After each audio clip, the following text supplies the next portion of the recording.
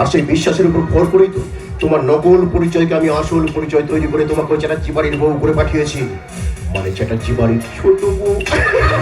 কোনো লাভ হবে না স্যার, ওদিকে চ্যাটার্জি বাড়ির বড় বউ হওয়ার জন্য আরেকজন কোণে এসে যে বসে আছে, শুধু ঢোকার অপেক্ষা। তার মানে কি বলতে চাইছেন আপনি? সোজা কথা সোজা ভাবেই বলতে চাইছি আর কি।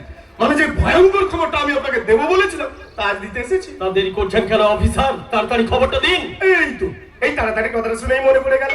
না মানে বাড়ি থেকে তাড়াতাড়ি করে আপনাকে খবরটা দেবো বলে বেরিয়ে পড়েছি, তাই রাতের ডিনারটা করা হয়নি। তাই বলছিলাম না, এই নিন।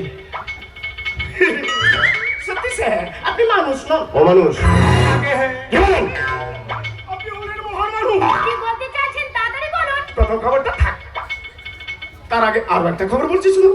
মানে বিটঙ্ক বাবুর যে মালগুলো ধরা পড়েছিল সেগুলো আমি থানা থেকে অনেক আগেই ছাড়িয়ে নিয়ে এসেছি। কি বলছেন কি আপনি অফিসার? ঠিকই বলছি স্যার, আপনি তো জানেন আমার নাম অফিসার ঢোল কৃষ্ণ পদ্ম। আমার কথার খেলায় সব বেটা চলতো।